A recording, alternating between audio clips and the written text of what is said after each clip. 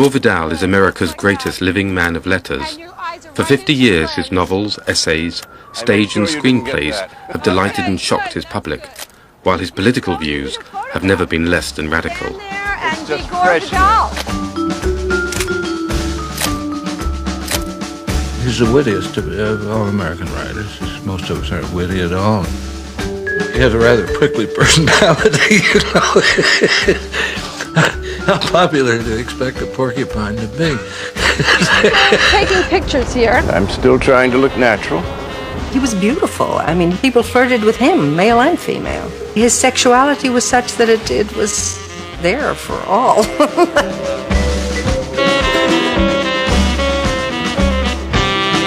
I follow him in the press. I follow him as a politician. I follow him as a friend. He is one of the players in American politics and has been over the last 30 years and more. There is something about this facade, this impenetrable wit and intelligence that doesn't easily lend itself to an image of a man, you know, suffering little children onto his lap, but in his own way, he's very sweet. I would cast him as a psychopathic killer.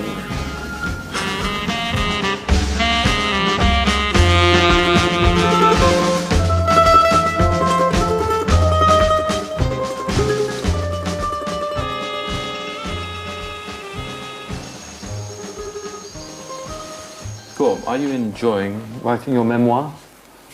Well, I don't know if enjoy is quite the verb. It's rather significant in the life of anybody, I suppose. When you get to the memoir, you know the life is just about done with. It's the sort of thing you put off till last.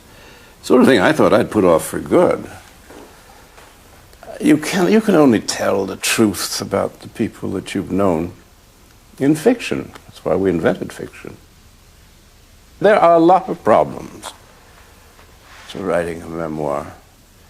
I think it might be better just to call it a tissue of lies and make it all up, with its central character being an invented character like myself. Many things interest me, but I don't seem to have caught my own attention over the years. And I feel I'm writing about a stranger when I reconstruct my life. I found one thing interesting. I must ask some other memoirists about this. There's not one moment that I would like to relive. And it's been quite a contented life, perhaps too contented. But I find that odd because almost everybody said, oh, that summer and Lake Annecy was the high point of my life, etc., etc. There's been none of that.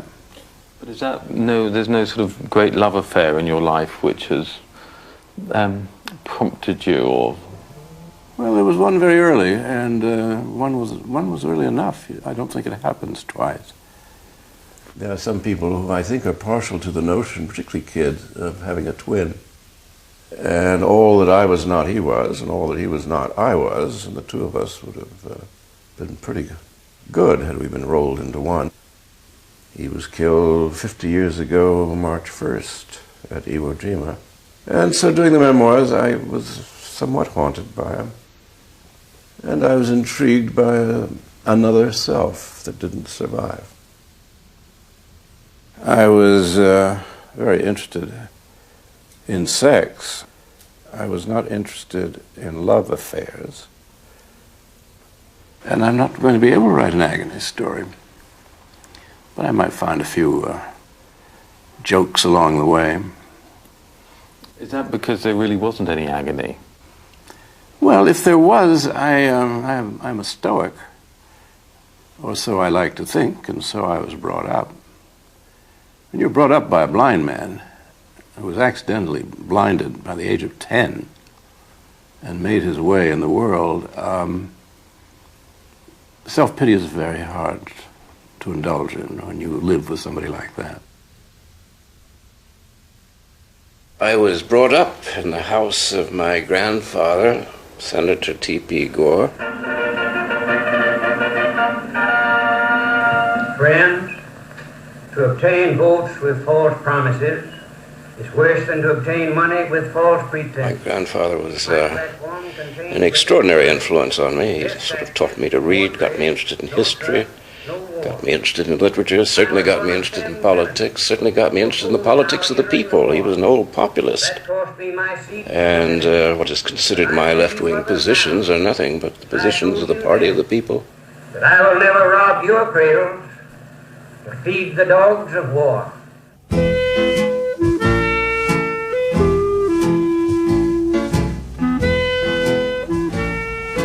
I was brought up in Washington. It was a nice place to grow up in, but it was, after all, it was a small southern town. I think there were about 300,000 people. Everybody knew everybody else. The race war was not as intense as it now is. It was a company town. Politics was the only subject that anybody ever talked about.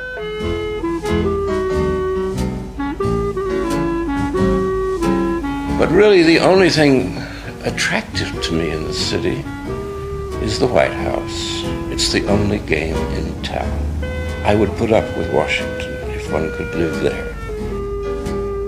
But driving around, I am struck over and over again.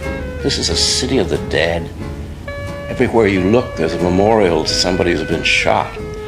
It's a very creepy city to me now, and I must say I don't really care to go back.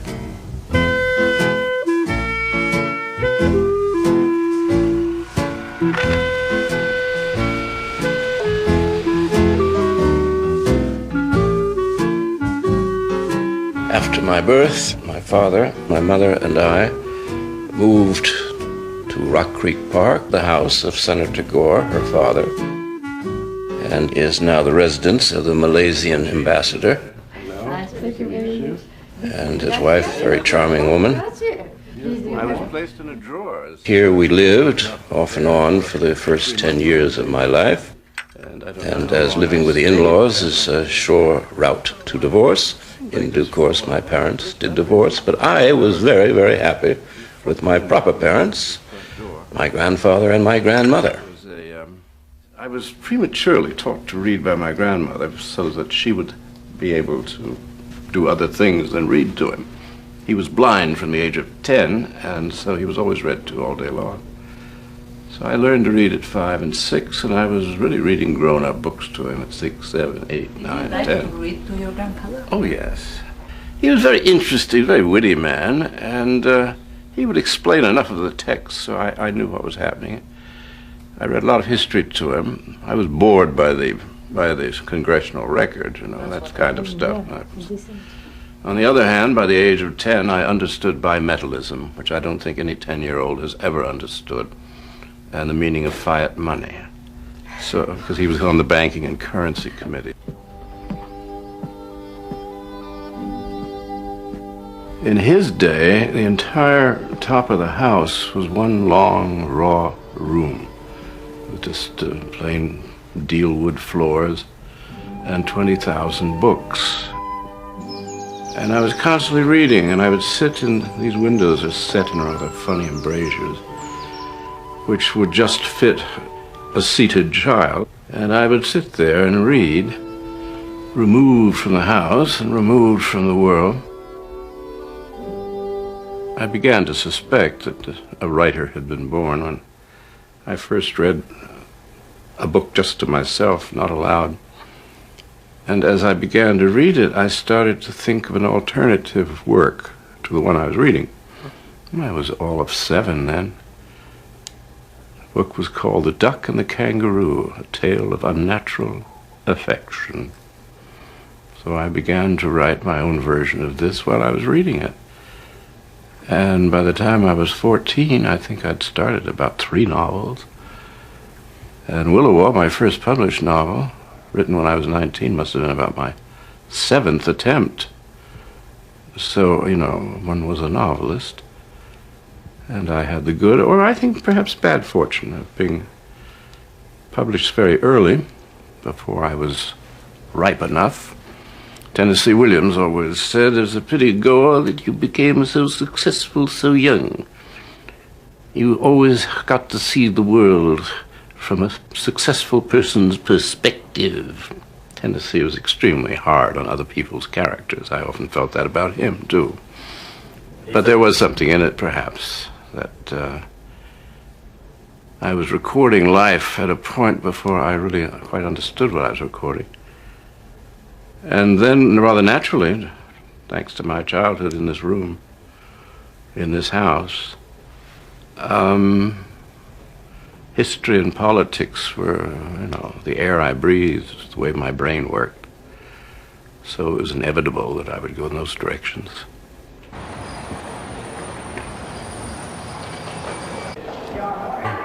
I used to bring my grandfather down there when I was 8. He brought you down? No, he was blind. Yeah. And I came on the floor on a hot summer day in a bathing suit. In those days, in a bathing suit, nothing else. Yeah. Barefoot, because in those days you took off your shoes in June, didn't put them on until September. And I remember then we went onto the floor, and I sat down beside him. Mm-hmm. Everything's very relaxed, and suddenly the vice president, Mr. John Nance Garner, Cactus Jack, he was Cactus Jack came down and said, "Senator, that boy is naked." And my grandfather, who had been holding my arm like that as I walked along, I had short sleeves, he thought I was listening. So his arm went a little further down, and he sprinted out of there, blind as he was. You know the history of this table, it's called the treaty table. It was always pretty clear to me that I was going to be a writer whether I liked it or not. And I'm not so sure I did like it all that much, as I wanted to be a politician, like my grandfather. But I've quickly figured out that the writer has just one job, which is to tell the truth as he understands it, whereas the politician has only one thing in view, and that is never to give the game away. So the two things are in opposition. Do you think without your grandfather, you'd have written the historical novels and the classical ones? Can't tell. I don't know how else I would have been brought up, but certainly it made them easy for me. It made them inevitable, because between him and me, our lives span, I think it's over half or 2/3 of the life of the Republic. And he remembers his grandfather, who was in the Revolution. So there's just a straight line to the beginning.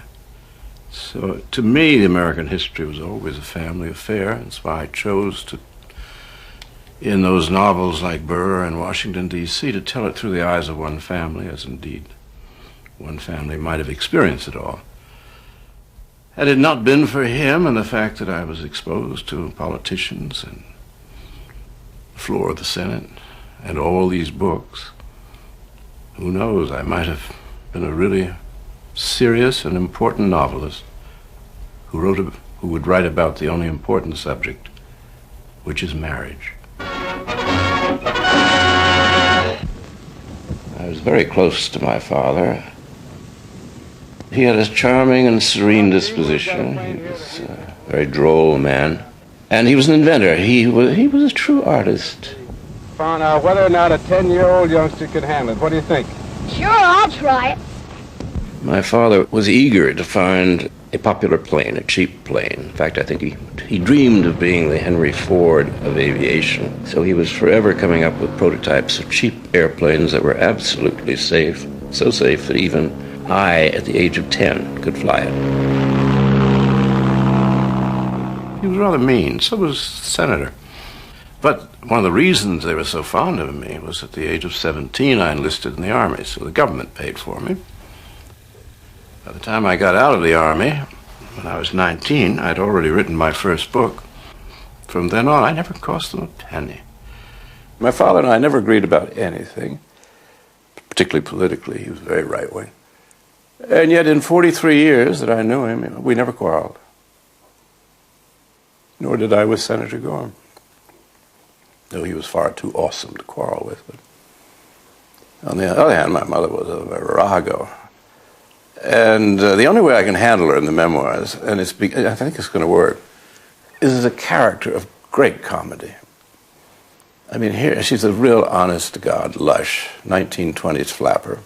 Let's face it, I'm the guy who gives a shirt off his back. She loves the sort of butch talk, as though she were a man.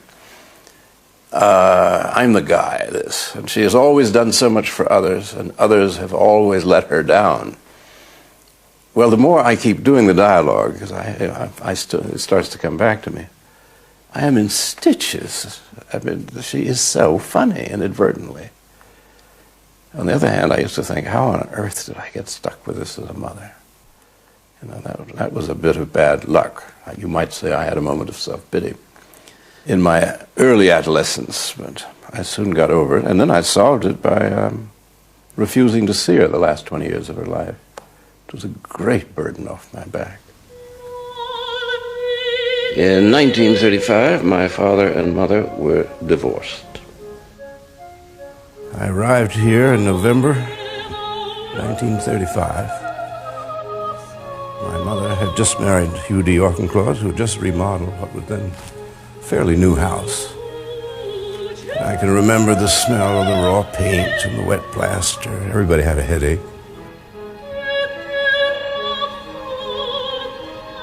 The dining room is the same size and shape that it was. I remember my stepfather, Hugh Auchincloss, was a great fisherman, and over the fireplace he had an enormous marlin that he had caught, this hideous fish with, a long sword on it. And the quarrels that went on for 8 years between him and my mother over that fish to get that damn thing off the wall. She said, "It spoils dinner," but he wouldn't take it down. The fish is now history.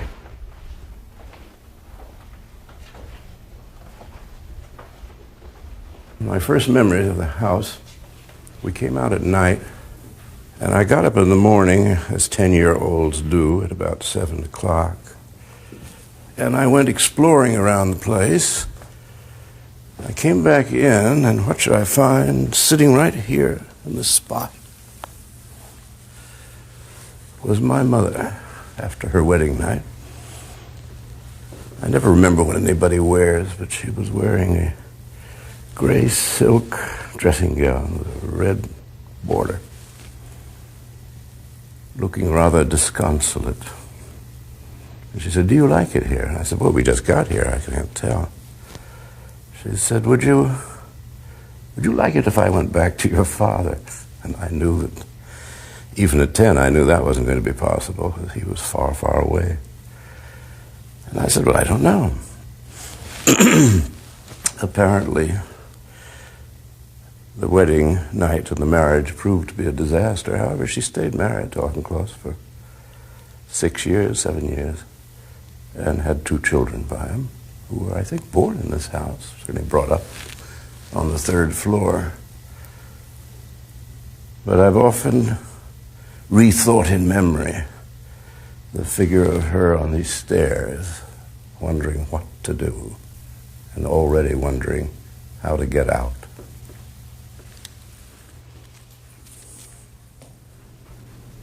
That was my bedroom for about 6 years when I lived here.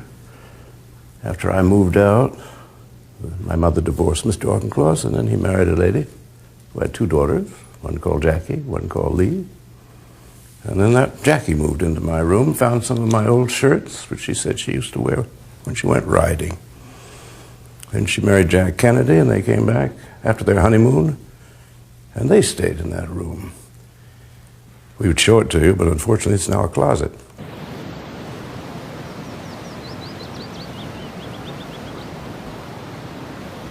It's odd what you dream about.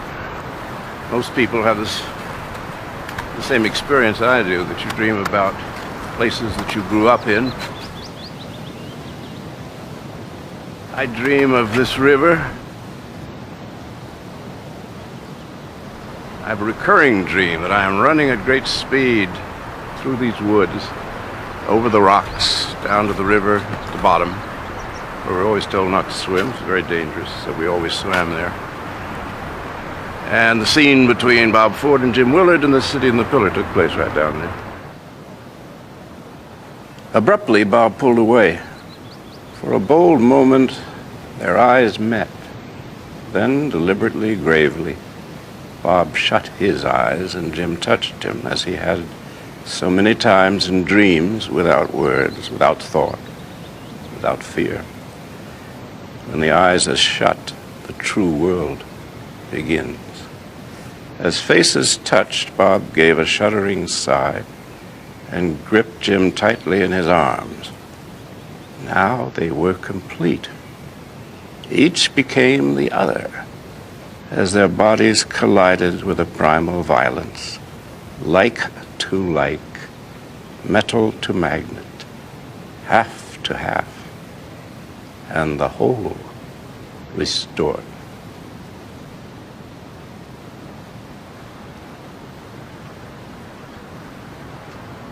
This is about the only thing left of the ill-named Merrywood that is still the same. This is the pool house, and there used to be a swimming pool here, which it seems to have gone away. I'm not particularly autobiographical as a writer, but when I came to write Washington, D.C., I used houses that I had grown up in. I used Merrywood, which we've just seen in its current version, and also the house of my grandfather in Rock Creek Park. The pool house is emblematic to me of the book, and maybe of my life. It begins with an adulterous affair on the floor. That's his, that's hers, the dressing room. In the summer of 1937, when they're celebrating at Merrywood up there, a big party to celebrate the defeat of Franklin Roosevelt in the Senate. They're all very right-wing here. My own clans, the Vidals and the Gores, I was brought up by the Gores, so I'm closer to them. I know them better. Once a year, the Gores have a meeting, usually in Mississippi. They govern practically 5 southern states. One of the cousins is currently vice president. And the Kays, my grandmother's family, they're in South Carolina. Once a year, they have a reunion. And hundreds of people come. And we have a president there, an ex-president, Jimmy Carter. And these are support systems. In the absence of a republic, in the absence of governance, all we have is family. God's family. I'm Joy Gore, and I'm Mary Jane's sister, and my father is John Gore also. I live in Clinton, Mississippi now, and I'm a computer specialist with the Veterans Administration.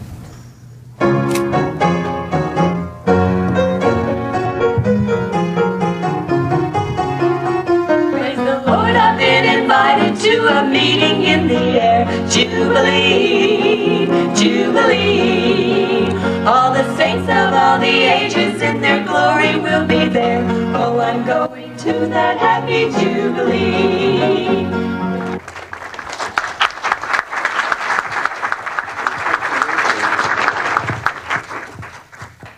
I'm always asked every few minutes what I think, and I had not expected so much musical talent.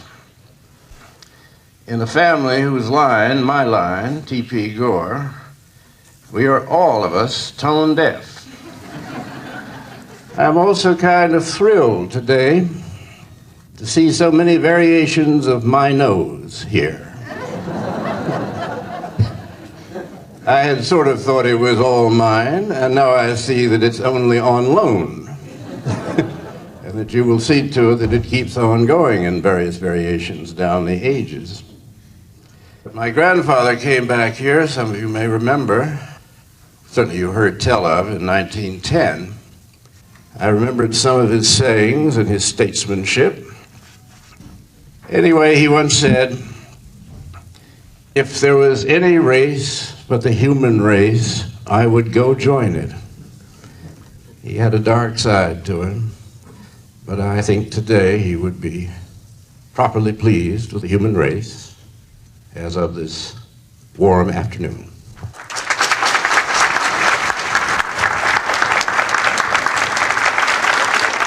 I saw T.P. I was a grown girl the last trip that I remember that he made back here. Mm-hmm. And he was just as sweet and good as he was then. Yeah. But we all loved T.P. Well, he was a very funny man, I must say. He was a good man. You knew how he became blind, didn't you? Well, you tell me. I know a story, but how was the first time? Is the one I'm vague about. Slingshot. A slingshot. He told me about throwing nails at a cow when he was about 8. Then he said he was down in Jackson as a page to a state senator, and he bought a boy a birthday present of a gun that you pull the trigger and a spike would come out. Didn't go off, held it up to his eye, it went off. And he said, "I am blind." Like that. Do we have many Gores other than Al? Young Al. Young Al. Not on the national scene, no. I liked him. Albert, I liked Albert Sr. Jr. I'm not so keen about. Populist movement, to which he and the whole Gore clan belonged, was rebellion against the banks and against what they call the Bourbons, which were the old guard Democrats and the great planter families. It's curious that when he married my grandmother, he married into a planter family, proving, as the English anthropologist Geoffrey Gore once said, all great men early in life commit hypergamy. I do not need to translate the Greek, which means marrying somebody above your social station. And I think T.P. Gore did that, and my father did that by marrying T.P. Gore's daughter. And the long line of hypergamists ends in me.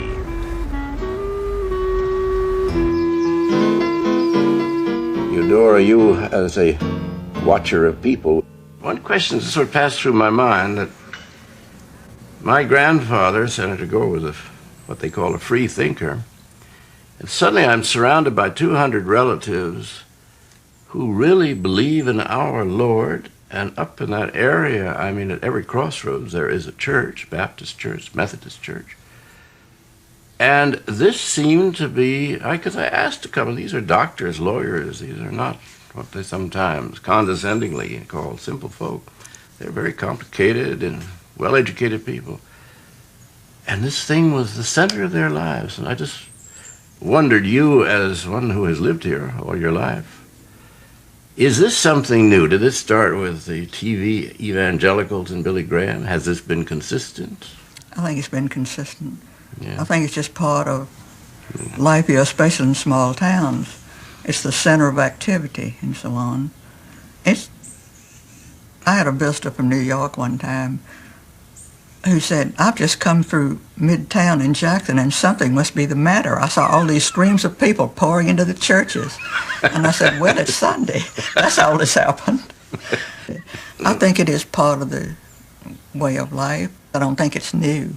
But maybe it was the occasion, everybody getting together. And from all over. And sort of establishing contacts and getting the connections. But we had 8 hymns at the beginning. That's a lot.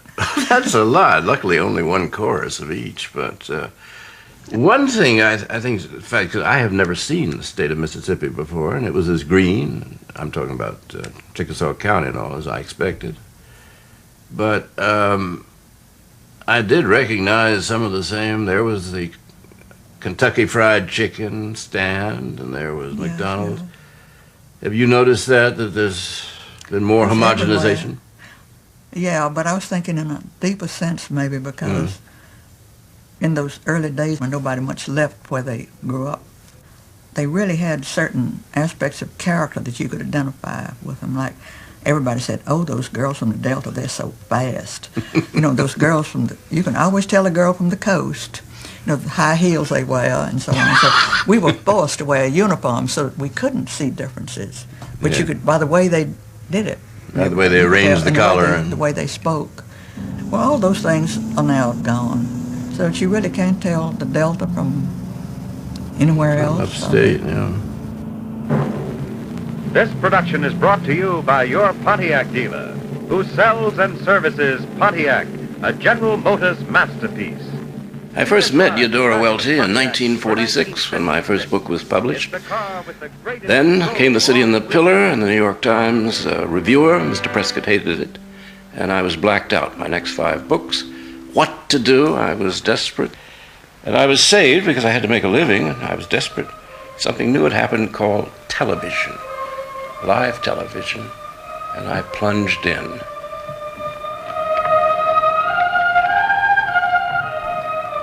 Tonight's play, A Sense of Justice by Gore Vidal. a long time. Wonderful. Welcome home. See you. 1954, I went into live television, and I started in 54 and I ended in 61. So I spanned most of the career of live television, and it was very exciting. It was like a club. What excited me, and it's the only thing that's ever excited me in my life artistically, and I mean the adverb without any ironic gloss, I was doing something that a country wanted. The one person who killed a man he didn't know just out of a sense of justice.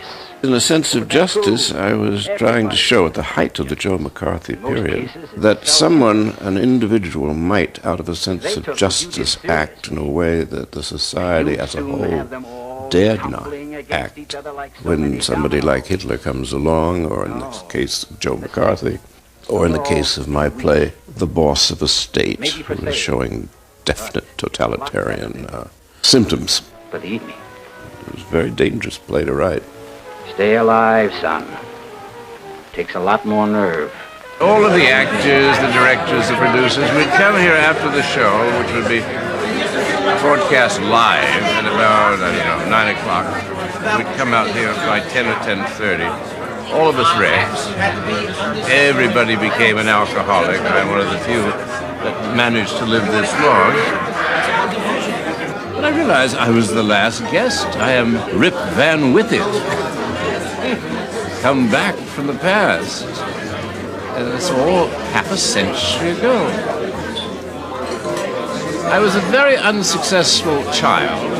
I was no good at being a child. I was a young man forever.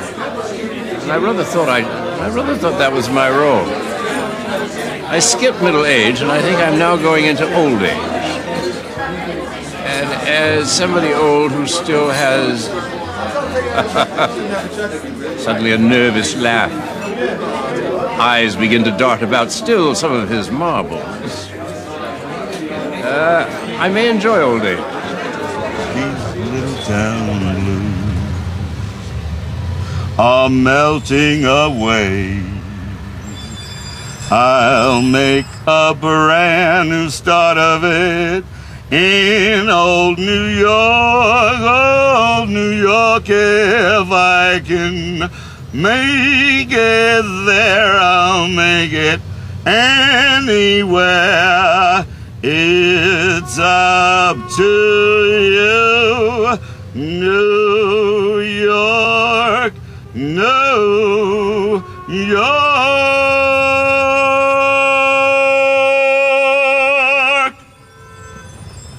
You don't get that very often, I think, on documentary television. It's fantastic, Howie. That's a real voice. It's the craziest thing I've ever done in my life. Do you want me to get undressed now? No, it's a great voice, and it's very applicable to what we're doing. We're doing New York, a city I don't like and he likes. I love it. When you met Gore, Harry, were you living in New York? Yeah, I was living here. And I was working for Lever Brothers. Dreary. And you were a college graduate, which I was not. Yeah. He'd put himself through college, and I never went to college. And I think that's 43 years ago when we first met. That drew me to him. He was a college graduate. I was not. The first question I think I asked Gore was, what is your definition of an intellectual? And he said, anybody who understands an abstract. And that kind of cleared things up for me for some reason. I don't know. Anyway, we're driving down Fifth Avenue. I'm trying to give you a little color about my life, and my life doesn't have any color at all. In fact, I've forgotten practically everything I ever did. Thank God. Are we here? Don't gamble all your money away.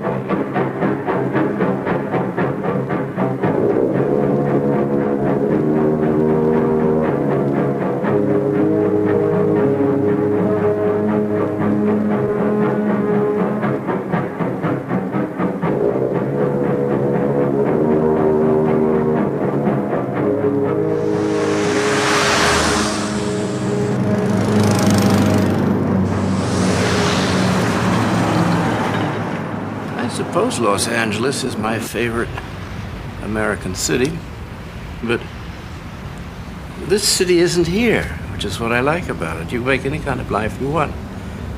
Nothing imposes itself upon you, except probably the smog and the odd earthquake, but by and large, you make your own world here. I think for somebody who's in the business of creating worlds, that's a rather good thing. I came out here for the work in the 50s. So I had to make a living, and writing for television and writing movies. It was a trade, which many novelists of my generation and the generation before me, like Faulkner and Fitzgerald, Isherwood, Huxley. I was also spoiled because I came out of live television where the writer was #1. You watched a Paddy Chayefsky play, or a play by me, or Reginald Rose. You didn't watch a play by Frank Schaffner, the director. And we had a saying at MGM that the power man, the commander of the movie, was the producer. The pretty man was the star. The creative man was the writer. And the director was the brother-in-law, usually of some high-ranking official at the studio, because nobody wanted to spend 8 hours or whatever a day on a soundstage with a bunch of actors.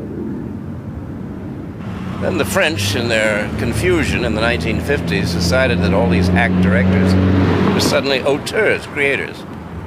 And the town shook with laughter as the word spread that we are artists. And these old makers of westerns and so on, I actually brushed up, tried to learn a little French. The writers were pretty cynical about the directors, and the writers outranked the directors until the 50s. They've got paid more generally. John O'Hara came out, I remember, and he was also writing a column saying, I never thought I'd meet Aldous Huxley, Christopher Isherwood, and Gore Vidal on the set of a Western. He was a great snob, John O'Hara. I never thought I'd meet John O'Hara, for opposite reasons. Was Huxley an influence on you at all? Yes, he was. I was this sort of imaginative novel of ideas, which is what he tried to do, was pretty much what I have tried to do from time to time. We're in the Malibu colony, where I lived back in the 50s. It was the age of the young Paul Newman and Jimmy Dean, and there was a constant party going on. This is a colony of actors, writers, directors, somewhat sealed off from the rest of the world. Everyone has dogs up and down. And when we lived here, we had a Cocker Spaniel. We had that house, I think it's about the 3rd house from here. Mr. and Mrs. Paul Newman, Howard Austin, and me, and a black Cocker Spaniel. While Joanne Woodward tends with Paul Newman, her husband. How did you meet Gore? Gore wrote a television play called Billy the Kid, which I did with Arthur Penn in the very early days of television, when things were exciting and electric and innovative, and it was quite wonderful. We later did it as a film. And I think the studio changed writers, and Gore has not forgiven me for 40 years. And did you immediately hit it off with them? Oh yeah, he was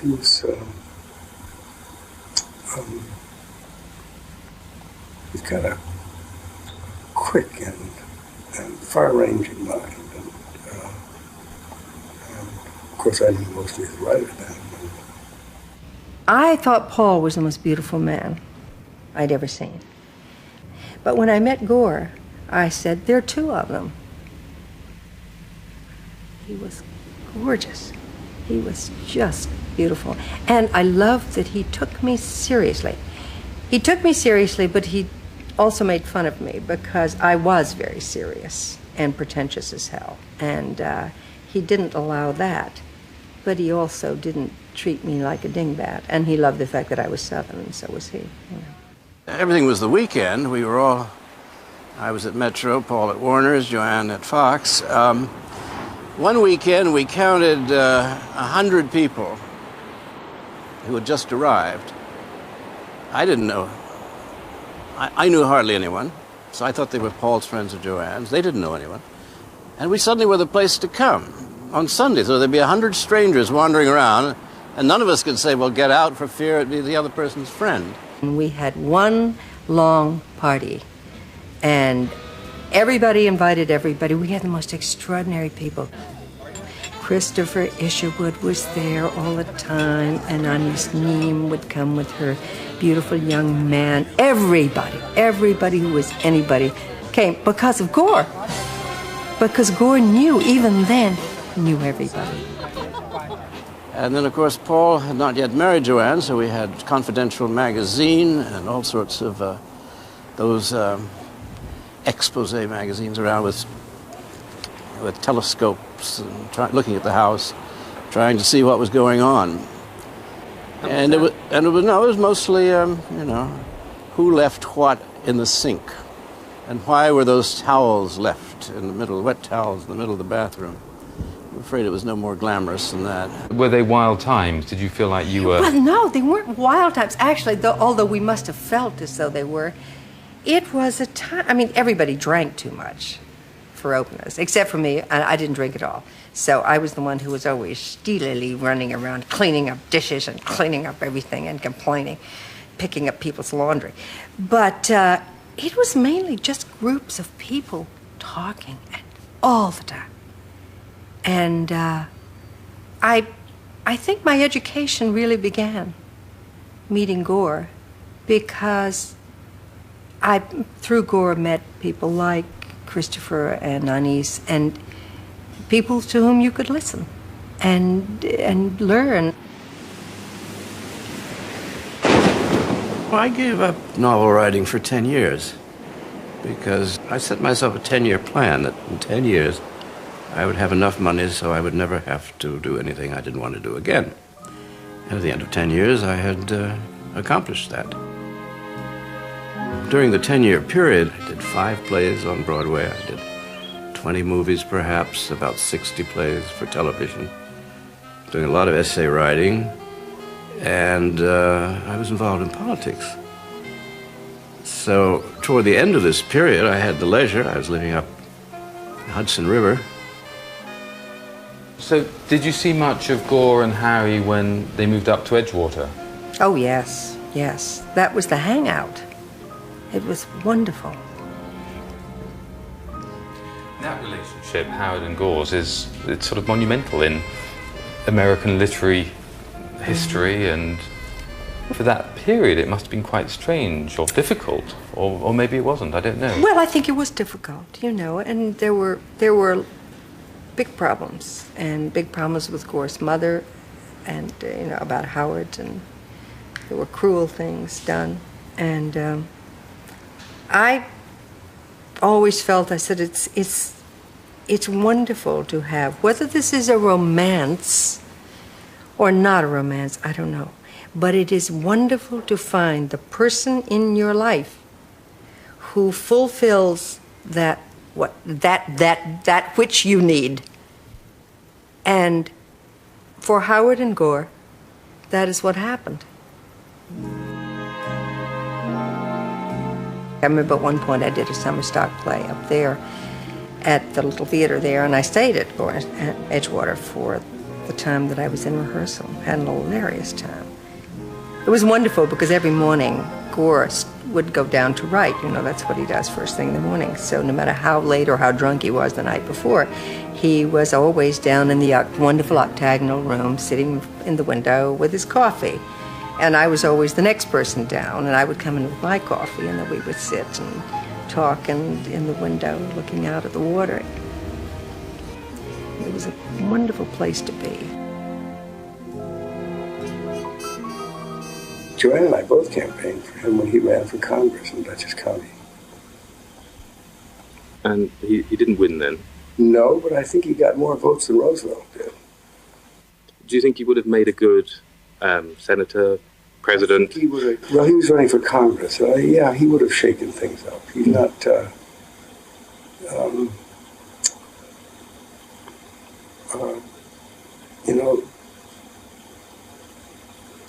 Gore does not tremble or quake in the face of opposition. And of course, that's precisely what we need it now, worse than we needed it then. And I had been a conventional, if somewhat radical, candidate for Congress. In 1960, I was in favor of recognizing Red China, which was a very daring thing to do. I thought the people of the United States ought to be educated, something which was a very radical thought, which is an idea whose time has not yet come. And I doubled the vote in this upstate New York, very conservative district. And I got 20,000 more votes in the district than did Jack Kennedy, who was the head of the ticket. So he was riding on my coattails. But Jack certainly accepted the status quo that the American empire was to be obeyed everywhere, particularly in our backyard. But given your dislike of the empire, did you try and dissuade him from forays into Southeast Asia? No, I didn't know a tenth of what I've picked up since. I didn't question the empire, none of us did. And that's why in the 60s it used to get on my nerves. Oh, you knew Jack Kennedy and Harry Truman and you went along with the wars and you actually enlisted in the army in the Second War. And I kept saying, you weren't there, kids. You don't know what kind of a country it was. We thought we were doing our patriotic best. We didn't question the interests of the United States, and we believed the misinformation, disinformation propaganda that was all about us. Do you think you would have made a good president or not, or a good senator? Yes. I don't know about president. Although he and I used to have this dream that he would run for president and he would get elected. And then we would overthrow the government and he would become the emperor and I was going to become sort of the empress. And then we could redo the White House. It was glorious. And he was going to rewrite the Constitution, which I think he still has a feeling about. Do you look back as sort of halcyon days on Edgewater? Yes, yes. It was halcyon days anyway because we were all at the best and the brightest moment in our lives at that point. We got wonderful and glorious and did other wonderful things, but that was a special moment in time.